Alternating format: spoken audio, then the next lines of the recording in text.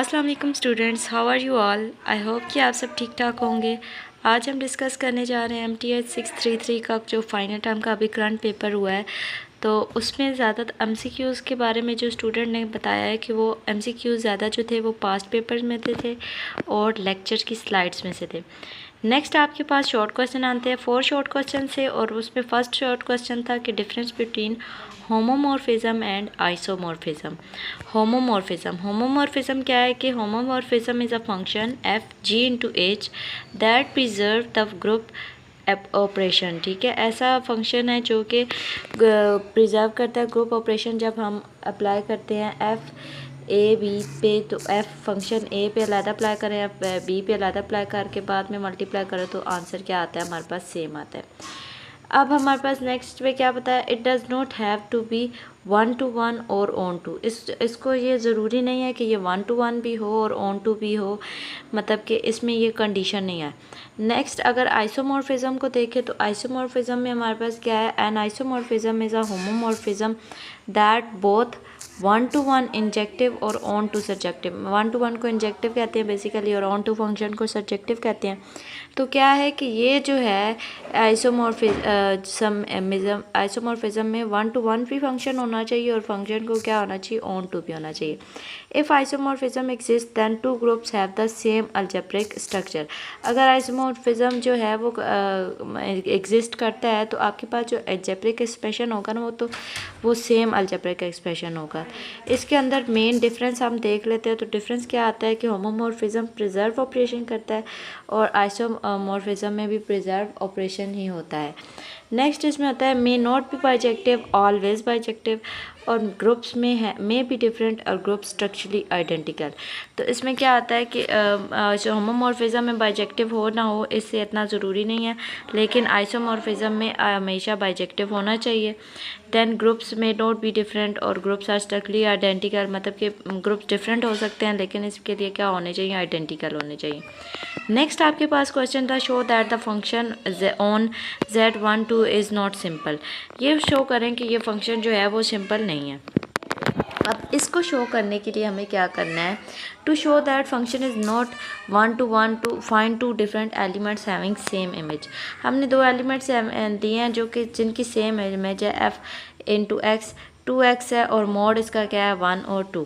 Then हमने f0 apply किया तो 0 x की जगह 0 पुट करेंगे तो क्या आएगा 2 0 0।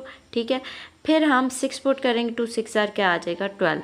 तो आपके पास जब हम मोड अप्लाई करेंगे तो आपके पास एक आंसर क्या आ गया 12 और एक क्या आ गया 0। ये जहाँ पे 12 आता है 12 आ गया। ठीक है, since 0 is not equal to 6। अब देखिए 0 तो 6 के इक्वल नहीं है, but if function f(x) is equals to f of 6, the function is not 1 to 1। तो दैट मीन्स कि आपके पास फंक्शन 1 to 1 नहीं है। हमारे पास कंडीशन दी गई थी कि f 1 to 1 नहीं है। हमने एक ऐसा फंक्शन लिया, उसको बताया कि जब हम उस पर डिफरेंट एलिमेंट्स अप्लाई करते हैं तो वो जो है वो इक्वल नहीं आता। दैट मीन्स कि वो फंक्शन 1 to 1 नहीं है। Hints the function is not simply simple not injective. अगर हम सिंपली कहें तो ये नॉट इंजेक्टिव है। ये हमारे पास क्वेश्चन नंबर 2 का सोल्यूशन आ गया। नेक्स्ट क्वेश्चन था application of slow third theorem, silo third theorem. ठीक है, तो application of silo third theorem में वो हमें क्या कह रहा है कि आपके पास है let G p power n m where p is a prime number and p is not equals to m। ठीक है, p आपके पास प्राइम नंबर है और p m के इक्वल नहीं है। देन बाय सॉलोस थ्योरम हमें क्या कहता है, the number Sylow's p subgroup of n p satisfy the following two properties.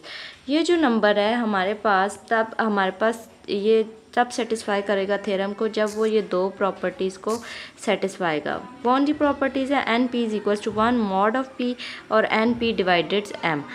ये जब प्रॉपर्टीज़ हमारे पास हैं तो ये जब सेटिस्फाई करेगा तो वो हमारे पास सॉलोस थर्ड थ्योरम जो है उसको सेटिस्फाई करेगा। ये थे प्रॉपर्टीज़ आपके MCQs में भी आ सकती हैं, तो उस लिहाज से भी आपको अच्छे तरीके से आनी चाहिए। These 2 conditions are very useful to finding possible number of Sylow p subgroups. In other word अगर हम कहना चाहें तो अगर हम सिंपली इसको बयान करना चाहें तो क्या है, the number of Sylow p सब ग्रुप इज़ कॉन्ग्रेंट और टू 1 मॉड्यूल टू p, मतलब कि जो उसके सब ग्रुप्स के हैं वो कॉन्ग्रेंट हैं 1 मॉड्यूल p के। या फिर हम ये कह सकते हैं कि the number of Sylow's p subgroup divide the part of G which is not divisible by p. उसका पार्ट ऑफ पी जो है वो नॉट डिविजिबल बाय पी है। अगर हम इसकी एग्जांपल लेते हैं तो एग्जांपल क्या है कि जी हमारे पास अगर है 27 मल्टीप्लाई 10, तो 27 को अगर हम क्यूब में या हम इसको छोटा करके लगे शॉर्ट फॉर्म में तो 3 की पावर 3 आ जाता है मल्टीप्लाई 3। तो पी हमारे पास पावर होती है, तो पावर हमारे पास क्या आ गया 3। एम हमारे पास क्या है 10, तो n3 is equals to m mod 3, तो n3 जो है उसकी पावर 10 है। So the possible value of n3 is 1 और 10। तो पॉसिबल वैल्यू हमारे पास क्या होती है, तो ये चीज़ आपके पास पूछी गई थी, इस थ्योरम में पूछी जाती है। नेक्स्ट आपके पास लॉन्ग क्वेश्चन की तरफ आते हैं। लॉन्ग क्वेश्चन हमारे पास था कि if m is a maximal subgroup of g prove that g by m is simple. इस थ्योरम को अगर हम सॉल्व करते हैं तो ये हमारे पास क्या है कि let m be the maximal group of g, this mean there is no group subgroup of h of g such that m is less than equal to h, h is less than equal to g। तो वो कह रहा है कि अगर हम कहते हैं कि हमारे पास जो सब ग्रुप ऑफ g है वो मैक्सिमल है, तो उनके दरमियान जो है कोई भी सब ग्रुप नहीं होता, ठीक है। तो by corresponding theorem, correspondence theorem हम क्या करेंगे, there is 1-to-1 correspondence between subgroup of G containing m of the subgroup of quotient group g by m। फिर हम क्या करेंगे, the subgroup of g that contain m are only m itself and g। तो hence the subgroup of g by m are m by m is equals to e the trivial subgroup and g by m is itself। अगर हम इसको देखें ना simple words में अगर हम बयान करें तो वो क्या है, any subgroup of h by m of a g by m correspond to the subgroup h of g such that कि हमारे पास m जो है वो सबसेट इक्वल होता है h के, सब h सबसेट इक्वल होता है g के। Since m is a maximal the only possibility of h is equals to m और h is equals to d।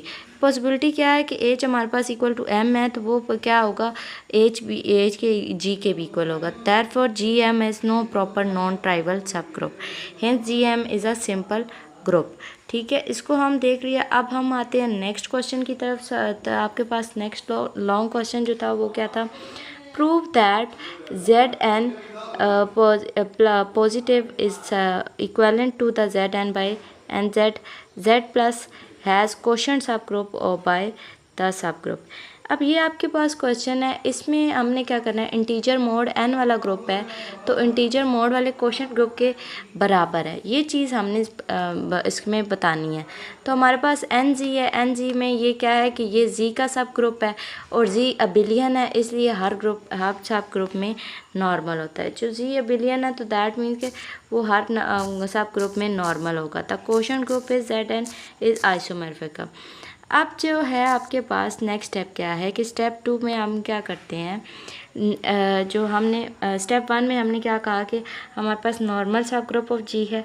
First N G is equal to subgroup, हमने N की जगह और जी की जगह हमने 0 को लिया। If N M is equals to B N K is equals to N Z then A plus B N M plus K is equals to, हाँ ये चीज़ जो है ना आपको थोड़ी सी जो है वो ट्रिकी है, इसको आपको थोड़ा प्रैक्टिस करने से ये चीज़ आएगी, ये जो प्रूव्स है।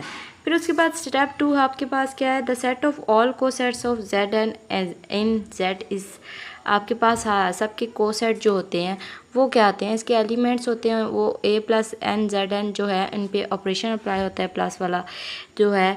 फिर इसके पास it is easy to verify this operation well defined and make Z by N G. Then आपके पास आता है स्टेप 3। स्टेप 3 में हमें क्या है, फंक्शन को डिफ़ाइन किया है कि आपके पास जो 5 फंक्शन है वो z इंटू जेड एन है बाई 5। हमारे पास 5a क्या है कि हमारे पास a का कॉन्जुगेट है a प्लस एन जेड है।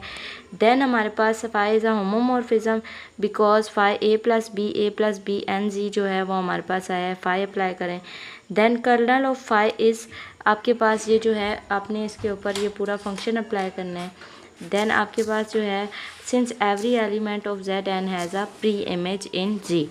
तो इसमें कंक्लूजन हमारे पास क्या आता है कि since N G is equivalent to G then G by N G is equal to Z N. Then hence हम क्या कह सकते हैं कि जी प्लस हैज़ है quotient group Z N by Z group subgroup N G. Then हम इसमें prove कर सकते हैं कि हमारे पास जो फंक्शन दिया हुआ था वो इसी तरह था। ये बेसिकली आपका जो प्रूफ है ये थोड़ा लेंथी भी था और इसको में ना थोड़ा आपके पास वो भी था, क्या कहते हैं इसे, मुश्किल भी था। तो ये इसको आपको बार बार प्रैक्टिस करने की ज़रूरत है। जितना आप प्रैक्टिस करेंगे चीज़ों को उतनी चीज़ें आपको आएंगी। अल्लाह ताला आपको पेपर में कामयाब करे। दुआ में याद रखिएगा। अल्लाह हाफिज़।